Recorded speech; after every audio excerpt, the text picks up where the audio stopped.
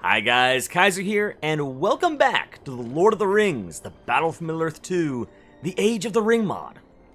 This is the first video of 2024 for the channel, and it's the perfect time to return to this amazing mod, as my original video on the Age of the Ring has become the most popular video on the channel, with over 30,000 views as of this recording. So clearly, the Lord of the Rings is pretty popular. And here we are, finding ourselves back in Middle-earth. Now, even as I was recording that original video, I was wondering to myself, what would it be like to watch the Age of the Ring at the highest of levels? How would upper echelon Age of the Ring players battle it out in Middle-earth? And that is the question I'm going to be answering today, as we have a replay of a game from a tournament hosted by the Age of the Ring team all the way back in October, called Mr. Bones' Spooktacular Cup. And this is from the expert level bracket. It's from the finals of that bracket. So we should have a really exciting game on our hands. And if you like the sound of more Age of the Ring videos and Lord of the Ring videos, let me know in the comments below. Consider liking this video, subscribing to the channel. I really appreciate hearing from you guys. So give me a heads up on what you want to see next out of Iron Kaiser Gaming. But with that in mind, let's go ahead and dive in. We find ourselves on the map called the Spring of Loudwater. And, I went looking, like, what sort of lore is... I believe it's the River Brunion. So this is in Elvish lands. But looking at the map from a tactical perspective, looks like we have... it's a very open, wide territory. We have a couple of camps up here. These mercenary camps, or auxiliary camps, can be used to recruit additional military units. It's pretty nice. But they will have to be fought over first by these native tribes, barbarian camps. And then, of course, with each other. In the red, we have Old Nosy playing as Mordor.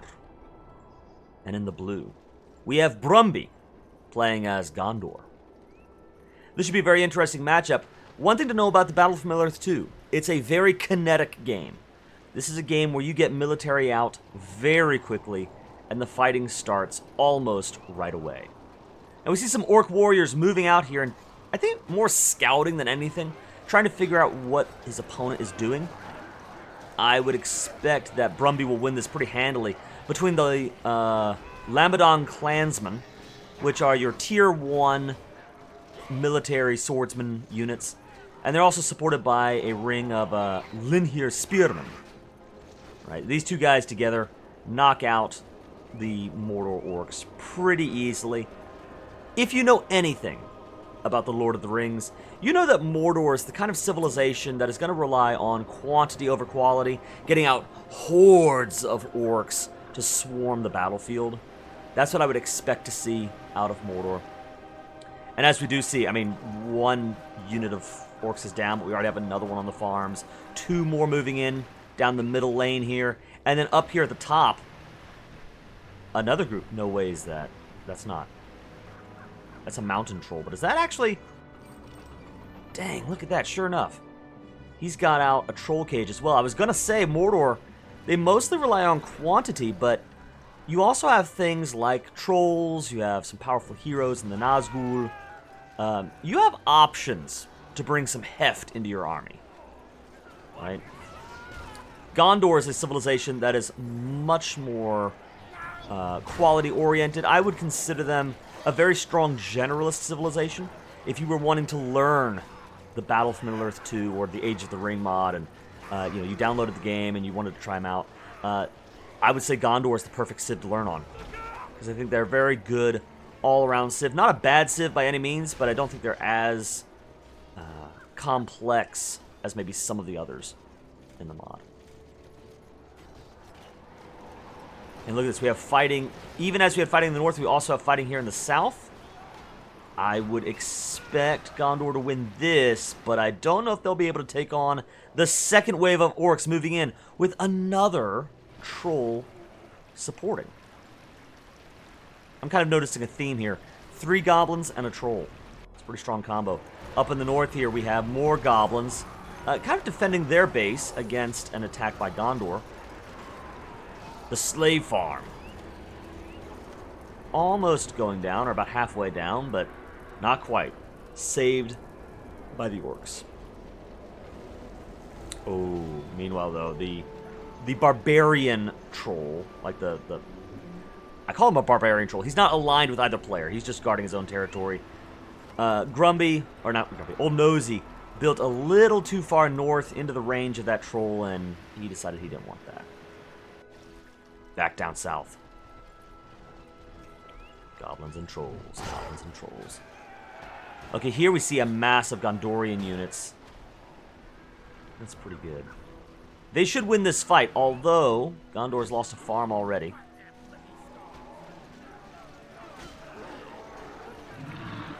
Let's see. We need to keep an eye on civilization powers as well as these fights take place. Cracks of Doom has been unlocked by Mordor. It summons a patch of cracked volcanic earth for 15 seconds. Enemy units fighting inside the cracked earth take damage over time and are slowed. So keep an eye out for sudden patches of volcanic earth to erupt from the battlefield. Meanwhile, Gondor has unlocked Restoration, which is basically an area of effect heal. No, I'm sorry. It's a structure heal. And that might have been useful right there as this farm goes down. Clearly, momentum is on Mordor's side, and it doesn't really surprise me. That's what I would expect to see maybe in the earliest game. As much as this... Yeah, there we go. There's cracks of earth right there. I'm really surprised that he decided to use that power on the farm. Wait a minute, wait a minute. Okay, Mordor's raiding here in the north, trying to take down this barracks. That's dangerous for Gondor. But meanwhile, down the middle lane, Gondor is moving ahead. We have a hero on the field, Forlong, and he is covered by several clansmen and spearmen. So basic tier 1 infantry units. What's the gameplay here? What is the game plan? Because it looks to me like I think this is a mistake. We're just sort of running around, not really doing any damage. Meanwhile, the barracks is down. There was an archery range, if I'm not mistaken, or maybe it was just that tier 2 farm. That went down. Gondor's on the back foot here. I gotta say, right out of the gates. Now, we do have Lossarnach Axemen, which, if I remember correctly, Axemen are different from swordsmen in that they do a lot of, again, area of effect damage. They're very good against hordes of units. So that's a really nice pickup.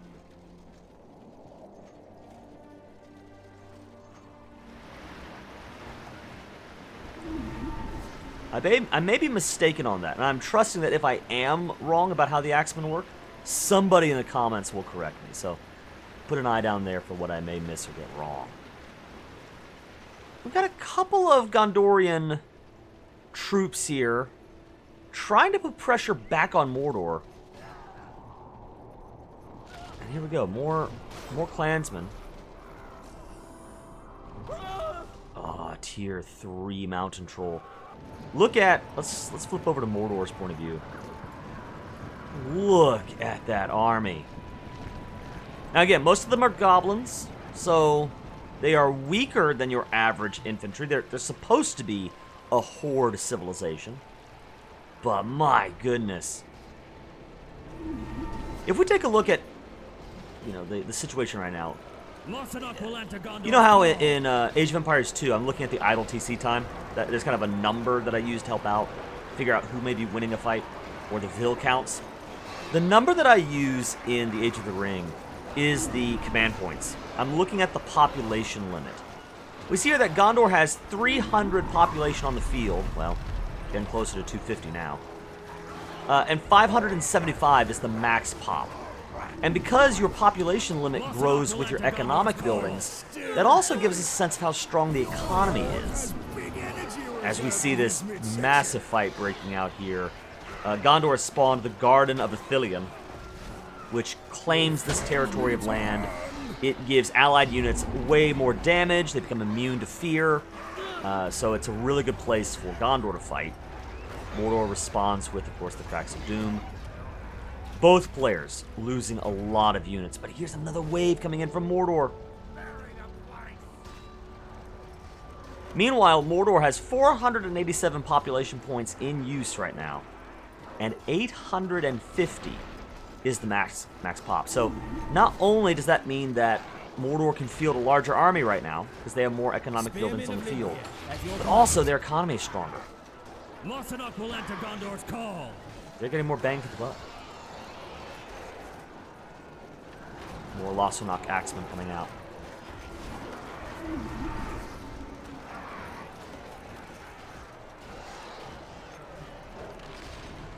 And one of the things about Battlefield Middle 2, buildings melt. They just go down very quickly. And you'll see this if you play the game against AI. They like to rush down buildings, and they get knocked down pretty quickly if you're not able to defend. Wow, look at this. 2 trolls, we have orc archers. This is a drummer troll. If I'm not mistaken yet, the drummer troll is buffing up the rest of this Mordor army, giving them extra experience, probably a little extra armor, I would expect. At your command. Again, someone in the comments will correct me on this, I'm sure.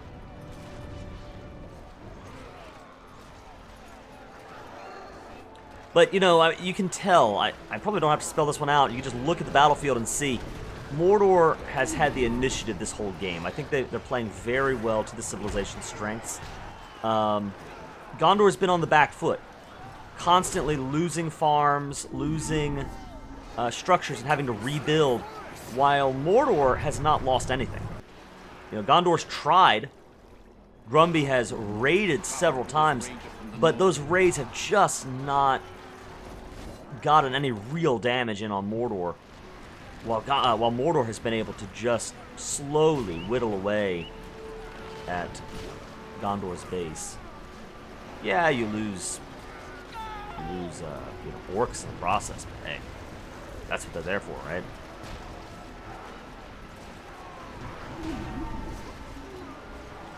There's the heal. Skilled healers. Partially heal units and replace 1 dead man per battalion. So that's what I thought the restoration power was. Got our area of effect heal coming in. Another farm. Threatens to go down. Lossenock axemen moving in on those orc units. They will take them down, but not before that farm goes.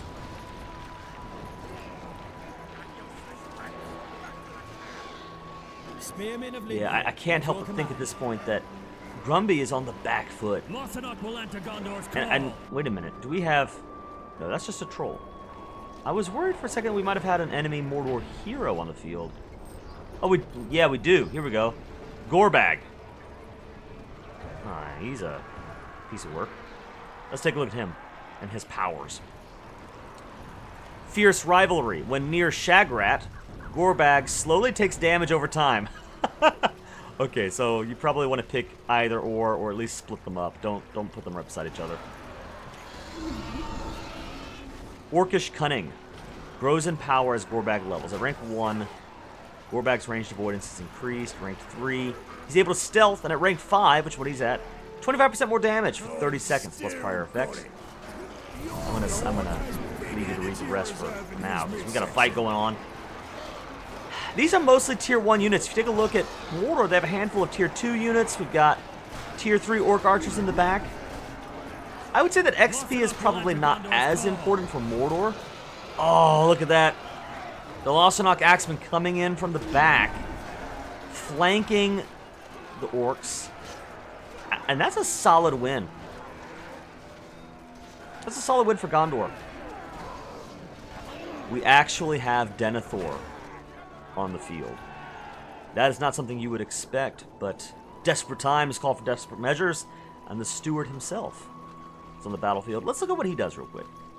We bring spears from Lindhir. Steward of Gondor. Denethor is protected by his guards. That makes sense. So you don't just have him, but really you've got these guys here. The steward's guards are kind of maybe the real star of the show. Where did he go? Where is our hero? Oh, not Forlong. One thing that's interesting about Forlong is the fiefdom troops. So that would be the Lamadon clansmen, the Lossarnoch axemen. Those units receive extra experience when near Forlong. So that's useful. Here we go. Stone of Anarion. Can be cast to reveal the shroud for 2 minutes. High authority. Commands targeted enemy units to flee for their lives. Summons a temporary battalion of guards at the Citadel. And when cast on a friendly hero, increases their damage, but they lose armor. When cast on an enemy hero, cause that hero to lose armor and speed. Okay. Big fight breaking out. A lot of trolls who are scared. Scared trolls. That's always fun. We are fighting in the Fields of Ithilien, Garden of Ithilien. So that means that Gondor is getting some pretty significant buffs here.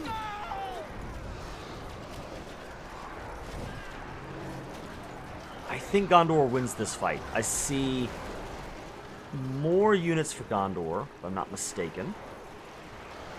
And again, Gondor units are better. Oh, but wait, does this barracks go down? Will this barracks go down? We bring spears from Lindhir. That would hurt. Lossarnoch will enter Gondor's call. Okay, I was wondering for a little bit there, like, what was the... Okay. Alright, that was a little confusing. Why is he backing up? What is he waiting for? Is it this over here? As we have a single unit of Lossarnoch axemen knocking down this level 2 Gorgoroth foundry, trying to turn the tables and whittle away at the Mordor economy? Maybe, but no, they seem to just be hanging out in the middle here.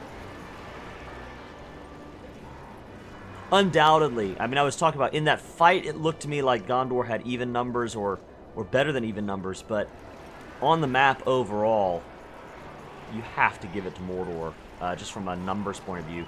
Right now, Gondor has 211 pop on the field with a max pop of 675. Gondor has 930 pop with a 975 max population.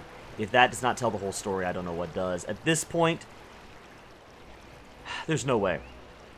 There's no way that Brumby can turn this around. I think Old Nosy has this one. Mordor should push in.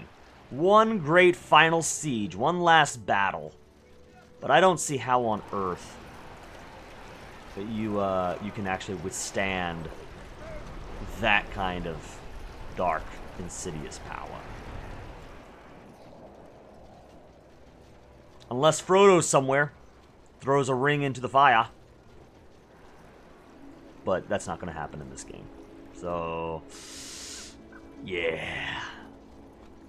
What would... I think that this game... Again, like I said at the very beginning of the video, the game is kinetic.